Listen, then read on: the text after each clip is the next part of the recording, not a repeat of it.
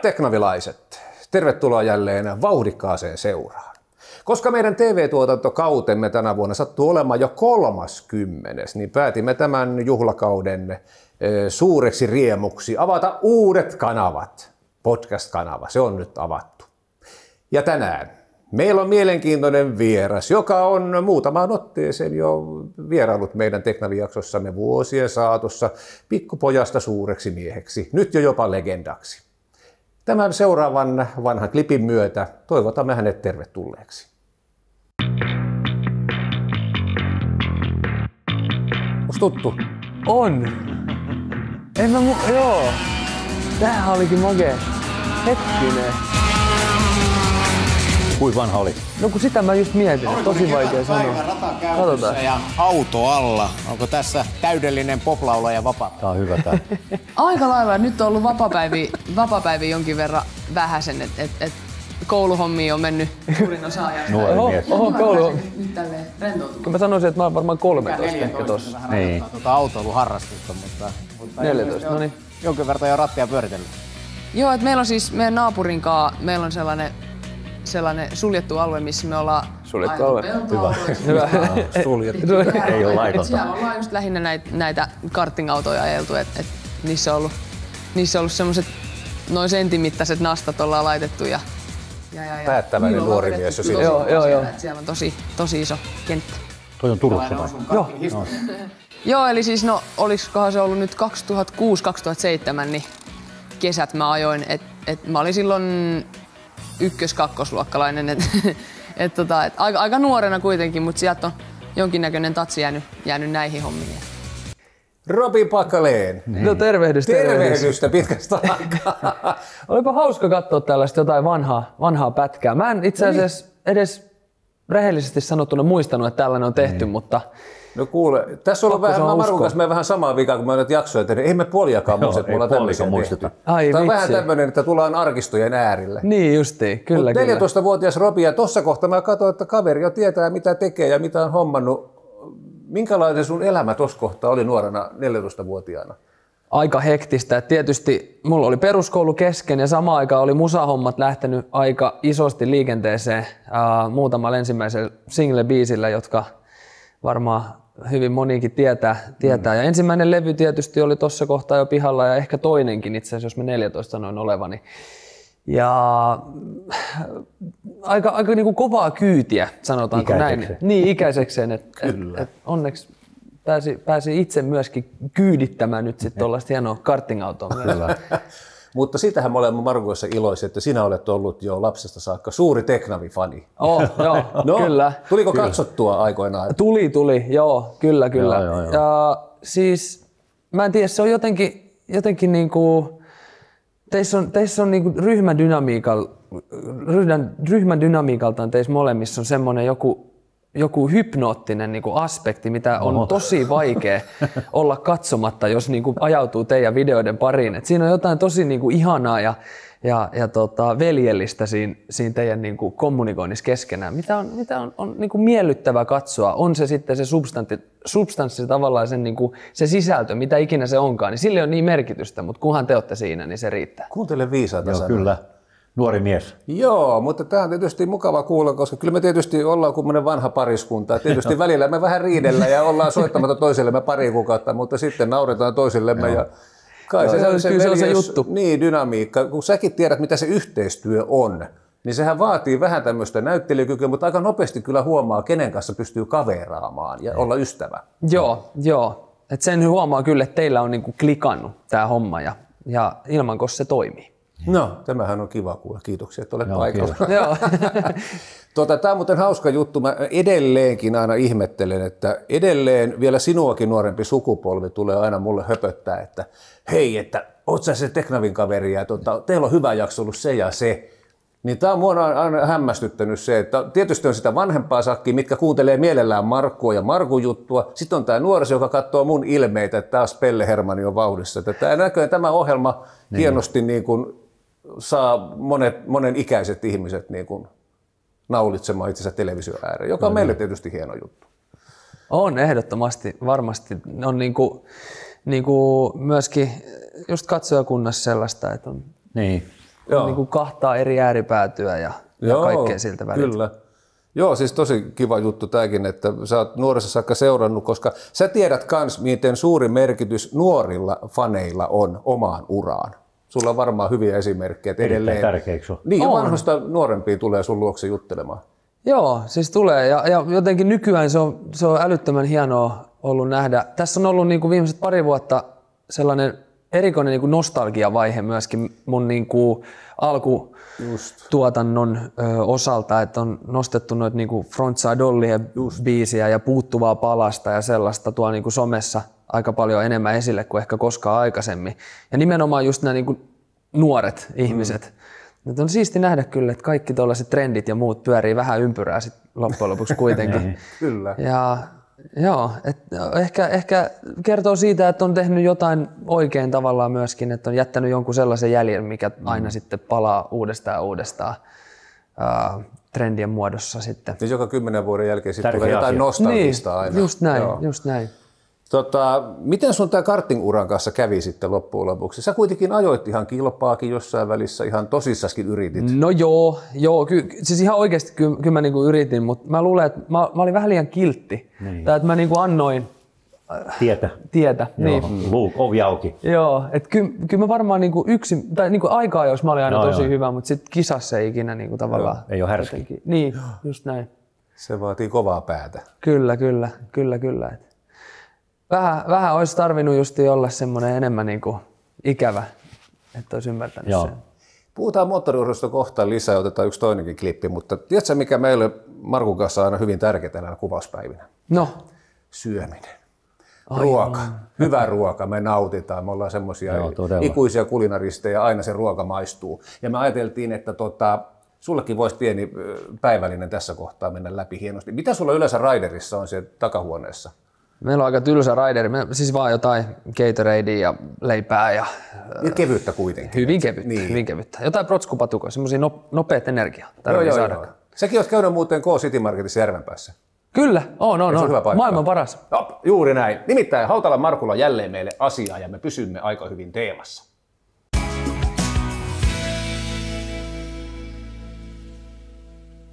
No mä oon ollut yrittäjä ihan nuoresta lähtien. Ihan niin kuin siellä teillä ja Teknavin studiossa. Ja mä oon aina korostanut meidän koko henkilökunnalle, että yrittäjyys tarkoittaa sitä, että me tehdään töitä tosissaan, suurella sydämellä asiakkaiden hyväksi. Me kuunnellaan, opitaan ja uskalletaan kokeilla uutta. Me voidaan tuoda maailmalta parhaita ideoita ja asioita osaksi suomalaista ruokakulttuuria. Rakkaus tekemiseen näkyy myös siitä, että me halutaan jatkuvasti kehittää kauppaa ja luoda paikka, jossa ihmiset viihtyy, yllättyy ja voi paremmin.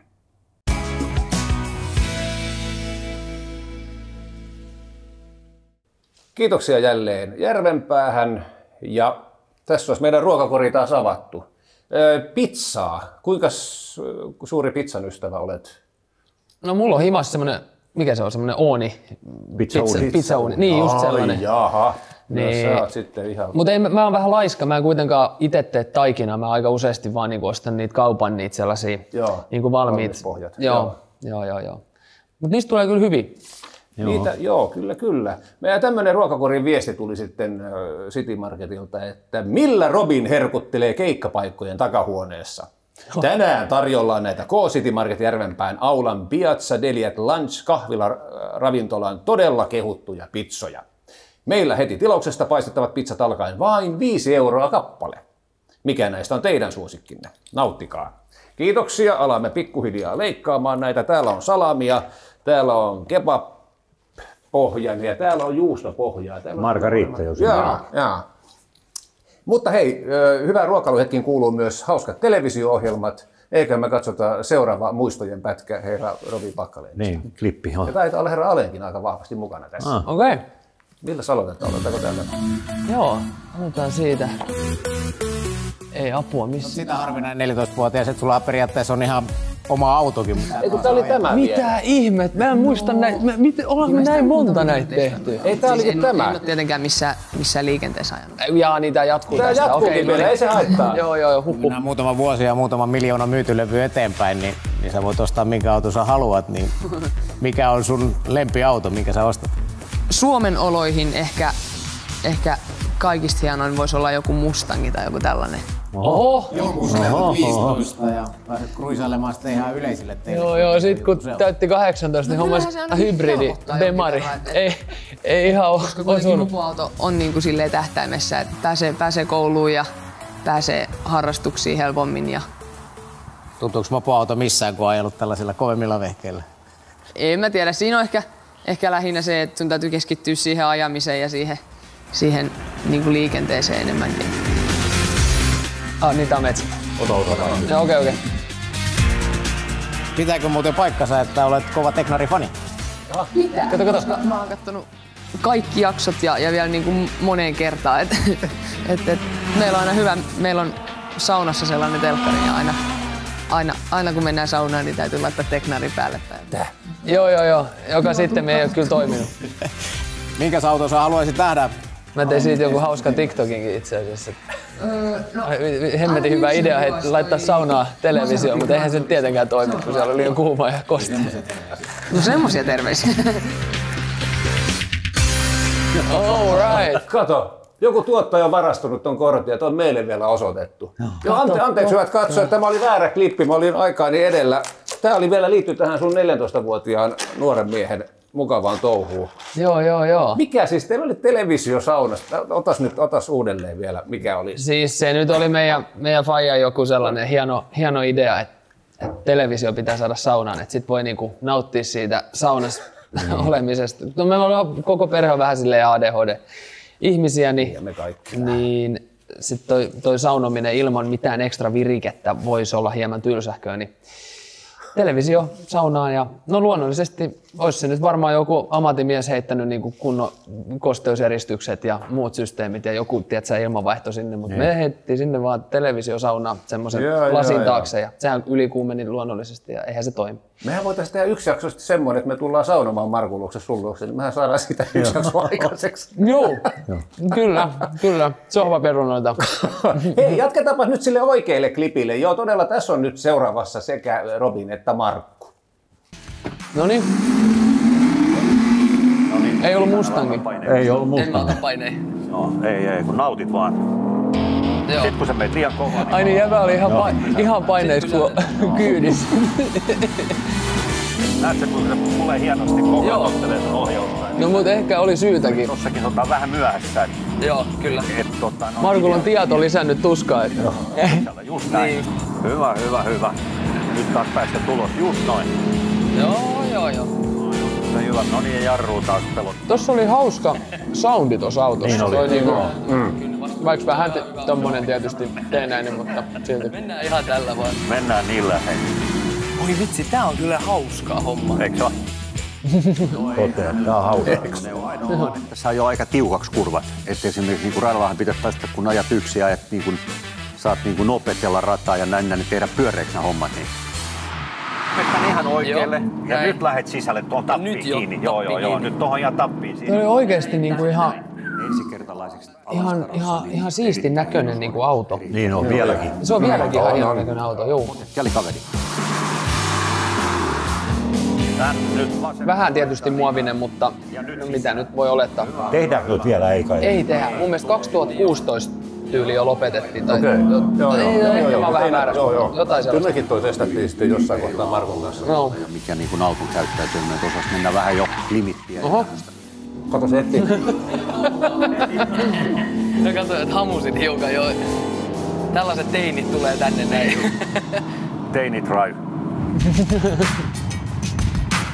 Sä Robin ajat hyvin. Erittäin hyvin. Ajat erittäin hyvin, että ei sulla ole mitään hätää. Että... Ui vitsi, kiitos. Ei se mulle koskaan noin sanonut. Joo. Justi siellä jääradalla, niin... Joo, parasta treeniä. Niin no. Ylivoimassa. Ja vielä nuorena poikana. Tässä on meidän hyppy. Siinä oli meidän hyppy, joo. Ton hyppy mä muistan. Niin se huoltotiellä. Joo. Ai niin, se oli se tuo sivussa, joo. Mä en ole koskaan aikaisemmin käynyt tällä radalla ja sit vielä pääsi saman tien heti niinku aleni oppeihin, niin kyllä tää oli hieno päivä. Jos teillä on pesty... Olis sun kortti tossa vaiheessa? Olisiko ollut? Joo. Kyllä oli. Joo. Joo. No Nyt täytyy ihmetellä, että Markulla on ollut kyllä lehmähermot, että jos mä olisin kuskin paikalla, niin tilanne olisi ollut ihan toinen. Ei tos kestänyt meikäläistä. Aika hyvä. 2016 oli tää Bemari i8. Ei ollut Mustangi. Ei ollut, no kuitenkaan. Mutta tää oli kai nyt ensimmäisiä tämmöisiä... kaadettu. ensimmäisiä tämmöisiä niin kuin täyssähkö superautoja toi Bemari. Joo. Ei se ehkä enää tänä päivänä siihen samaan niin kuin jotenkin superautokategoriaan menisi, eikä usko, että on ehkä tollonkaan välttämättä mennyt, mutta hienon näköinen. Erittäin tyylikäs auto. Tänä päivänäkin oikeasti. On. Kauniit linjat ja hiilikuitu niin ori. Kyllä oli. Eikä se hassuun mennyt. Mun mielestä se oli tehokin ihan hyvin. Joo, siis kyllä. Tietysti kun siinä on niin ohuet profiili niin kuin renkaat, niin sitten varmaan pitoa, en mä muista nyt ihan hirveän tarkasti, mutta kyllä se mun mielestä niin sillä oli kiva ajaa, semmoista perusajoa. Mutta tietysti pieni, kun siinä on niin molemmat sähkö ja... Kyllä. Mä muistan semmoisen tarinan, että sä olit Pärnussa ollut ajamassa, eikö ollut? Pärnussa, joo! Formulaa. Kyllä. Sun isä kertoi vaan silloin. Joo, se oli itse asiassa mun 18-vuotis syntymäpäivän lahja. Joo. En mä ihan... Joo, kato, minkä tallin kautta sä sitten? Se oli tämän suomalaisen... Koiranen? Rajamäki. Ai Rajamäki, joo. Joo, sulla on sekin testi alla. Sekin testi alla, Mites prätkäelämä? Ootko sä sen kanssa touhunut? Mulla on ollut, niin kuin KTM:ltä on ollut silloin 16-vuotiaana piikkinen RC. Ja se on ollut sit, niin kuin pari vuotta ja sitten mun on ollut tarkoitus niin kuin korottaa mun korttiin isoon A-korttiin sen jälkeen varmaan niin kuin 5 vuotta. Itse asiassa viime vuodeksi mä sain sen hommattua. Ja mutta viime vuoden kesällä nyt sitten sain Kawasakin yhteistyökumppanikseen, niin heidän kautta nyt sitten on myöskin prätkä ollut pari kesää. Niin ihan hauskaa puuhaa, mutta kyllä saa aika varuilla olla, että jotenkin tuntuu, että on turvatonta vähän. On, joo. Joo, toi on ihan oikein sanottu. Ja hyvä nostaa noikin asiat aina esille. Se on totta, joo. Ja ihan totta, niin kyllä siinä aina jää kakkoseksi, jos se autoja vastaan. Niin, jos törmäys tulee. Mutta sä oot ollut ilmassakin, siis tämmöisellä moottoroidulla liitonvarjollakin oot mennyt. Oot sä kurssit käynyt ja pelit? En mitään kurssia. Sinne vaan. Itse oppinut. Sinne radio huutelee jotain vaan. Niin. Joo. Ei, siis totta kai niihin pitää kurssit käydä myöskin, mutta se on ollut semmoinen niin kuin korona-ajan harrastus, joka tuli tuohon kylkeen. Varmaan vähän täyttämään sitä niin kuin adrenaliinin jäämää, jota sitten ei päässyt lavoille. Niin. Mutta se on kyllä nyt jäänyt myöskin. Tai siis jäänyt elämään, että tulee käytyä aika paljon itse asiassa lentelemässä. Ja onko se riippuliitä? Mikä se on moottoroitu varjoliito. Se kun laitetaan taakse. Joo. Eikö se painaa ihan pirusti se moottori? Se painaa joo, mutta sitten ei luonnollisesti, sit kun lennetään, niin sittenhän se ei paina. Niin sitten sä istut siinä ikään kuin tuolissa. Mutta joo, kyllä sen kanssa, että pääsee ilmaan, niin tarvii vähän... Riski on kyllä aika kova. Riski on kova, joo. Mutta se riippuu myös aika paljon siitä, että millä ikään kuin laitteistolla lentää. Että noit on tosi niinku kisaisia tavallaan siipiä ja sitten tosi monet lentää aika huonoissa niinku sääolosuhteissa. Et mä yleensä aina, jos mä menen lentämään, niin mä valitsen niinku parhaan mahdollisen sääolosuhteen. Onko tyyni vai vähän tulta? Mä itse haluan aina tyynellä lentää ja sitten sellaiseen aikaan myöskin, että ei ole termiikkiä. Niin just joo. Ja silloin se on kaikista turvallisinta. Tuo on viisautta. Se on vähän niin kuin moottoriveneelläkin lähtisi johonkin isoon aallokkoon versus peilityynelle. Niin mites Markku, kun sä olit nuori ennen kuin tämä sun uras alkoi, niin minkälaisia moottoriurheiluharrastuksia sulla oli? No mä aloitin myös kartalle, siis mä ajoin mopolla, trialia, sitten mulla tuli mikro ja sitten jäärataa paljon ihan mökin rannassa. Siitä se lähti. Joo, ja se jäärata oli sun perheen semmoinen aloitus. Erittäin tärkeä. Koska tuossakin vanhalla nauhalla puhuitte siitä jäärataa jo. Ja ilman nastoi vielä, jos ajo. Niin, sehän oli paras kehitys. Kyllä, joo. Okei, miksei niin kuin nastoi? No siitä tulee niin sanottu perstuntuma niin hyväksi, kun auto on koko ajan irti. Hallitset tavallaan sen perään ja koko sen. Sulla on se fiilis. Just näin. Joo, totta. Mutta totta kai sit nastalla vauhti myös nousee ja siitä kehityt sitten, mutta jäädata kaikissa olosuhteissa on Hieno homma. Nastoa kun ajaa, niin sattuu vähän enemmän kuin ajaa pöpelikköä. Niin. Ja vauhtia vähän enemmän. Niin. Aika vähän nykypäivänä jääradalles ajetaan. Ei niitä ole. Ei. Jos Hesas lähdet, niin mun mielestä virallinen jäärata voisi olla Kuopiossa ensimmäinen. Meinaatko? Aika lähelle. Voisi olla näin. En mä tiedä, onko muualla. Joo. Onko sielläkään enää siis? Kyllä meidänkin Järvenpään seutuvilla aikoinaan paljon oli näitä jäärata-ajoja, mutta ei ole kuullut enää vuosikymmeniä. No mieti Helsingissä, kun ollaan, niin Westenin rannassa ajettiin jäärataa. Munkkiniemen rannassa. Kaikissa tämmöisissä, kun mä olin nuori. Ja aina oli kisoja. Ja Hietsussa. Ei tulisi kuuloonkaan tänä päivänä noissa paikoissa ajettaisiin. Se tulisi heti sanomista. Niin, se on muuten totta kyllä. Joo. Tämä on hyvin kahtia jakautunut maailma monessakin suhteessa, mutta se siitä. Miten kun sulla on hirveästi tätä moottori-innostusta, niin eikö jo manageri jo vedä vähän? Että nyt, kuka sun manageri muuten on? Mulla on semmoinen yksi Juha hoitaa juttuja, mutta ei oikeastaan. Mä itse olen vähän semmoinen tyyppi, että mä perustan niinku tavallaan semmoista henkistä hyvinvointia ja niinku aika tai niin kuin arvotan tavallaan aika korkealle, että artistina oleminen esimerkiksi on toisinaan raskasta ja toisinaan totta kai ei, mutta että pystyy olemaan luova, niin tarvii tavallaan olla virikkeitä. Ja noi on nyt tavallaan se mun tapa niin kuin saada elämästä niin kuin paljon irti.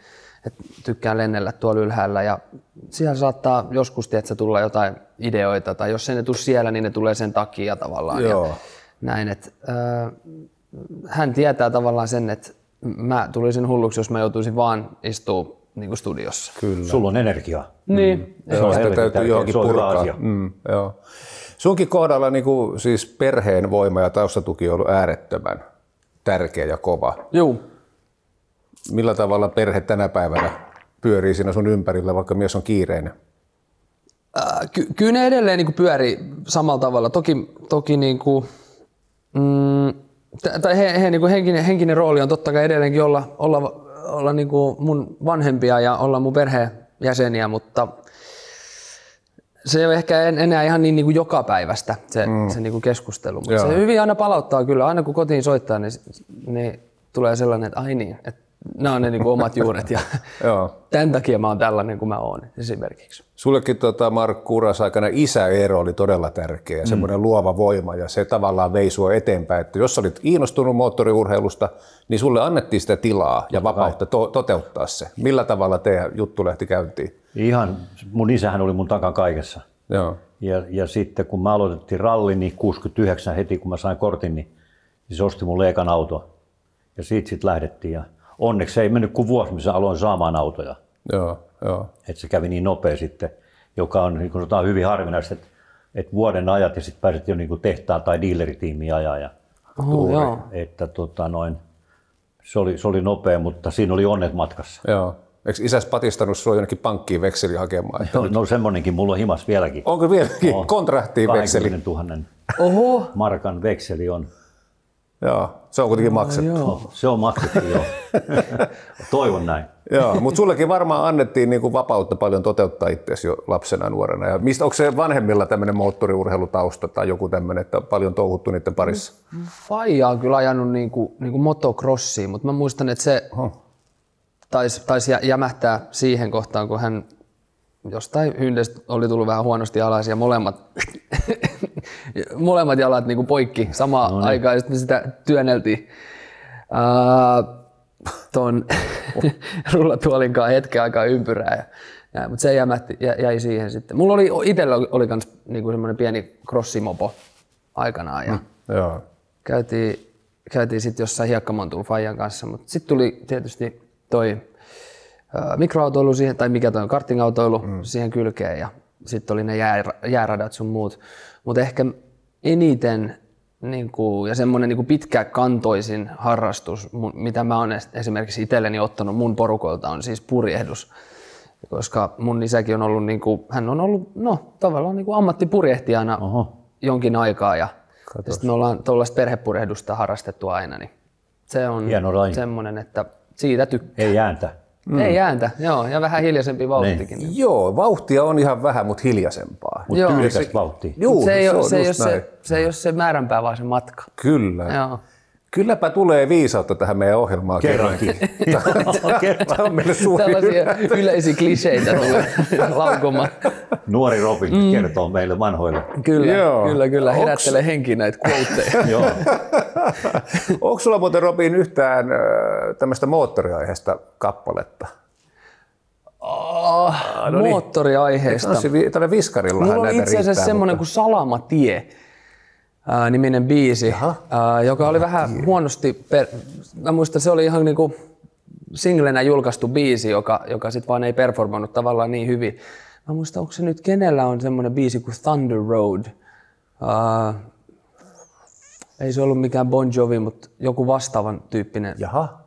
Ja sieltä jo podcast-yleisö nostaa jo kättä. Ehkä joku voi nostaa, että mistä tämä oli, mutta mä en nyt muista, siitä on niin kauan aikaa. Niin joo. Se on vähän semmoinen niin ehkä moottoriaiheinen. Tai niin Salamatie. Joo. Siinä oli musavideossakin, siinä oli KTM Duken, niitä Superduke prätki. Ajeltiin niillä ympyrää. Mutta mitäkään muita? Markkuhan voisi ruveta säveltää. Todella, me ollaan semmoisia tangomiehiä, että me ollaan vähän laulettukin silloin. Ollaan Virta ja Padding Somerjokea. Joo. Niin just. Me ollaan tätä vanhemmalla. Padding oli kova äijä. Joo. Mutta hei, sulla tässä kesällä tuli Unelmavävy-niminen single. Mitäs uutta nyt olisi tulossa tässä syksyn loppuvuoden kaskella? Meillä olisi itse asiassa tulossa tästä hetkestä, niin hetken päästä on tulossa Tippa-artistin kanssa kimppabiisi. Sitten on myöskin tulossa semmoinen leffabiisi 17. lokakuuta, joka on siis sellaiseen animoituun jouluelokuvaan. Se on englanninkielinen ja siinä tulee olemaan ruotsalainen Clara Mae artisti messissä siinä biisillä. Ja joo, sellaista on tulossa ja sitten me ollaan vähän perustettu omaa levyyhtiön labeliä tässä myöskin, joten sitä ollaan kickstarttailtu tässä pikkuhiljaa ja lähtenyt hommat siinäkin mielessä hienosti rullailemaan, mutta joo, mä luulen, että tämä syksy on enemmänkin nyt vähän rauhallisempaa ja keskitytään kirjoittaa musaa ja keskitytään noihin meidän uusiin artisteihin ja ensi keväänä sitten ja kesällä tehdään vähän isompia keikkoja itse myös. Vieläkö toi kansainvälinen ura kiinnostaa ja hämöttää siellä jossain sulla? Totta kai, kyllä se on sellainen niinku iso jotenkin tavoite ja se kulkee tietysti nyt Suomi-musan rinnalla ja tehdään kummallakin kielellä, mutta me ollaan just nyt löydetty niinku vähän aika sitten semmoinen hyvä ruotsalainen tiimi, jonka kanssa ollaan lähdetty tekemään nyt.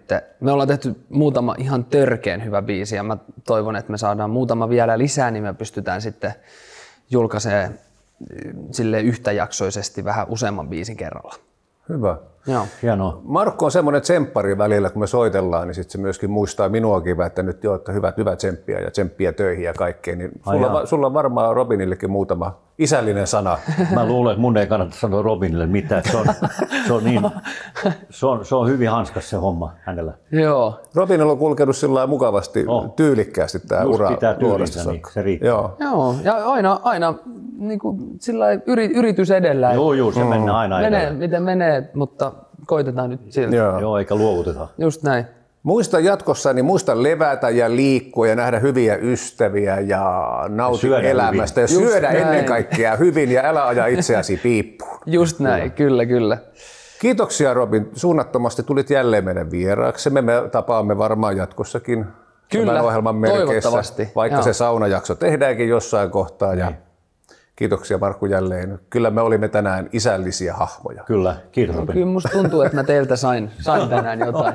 Hienoa. Kiitos paljon.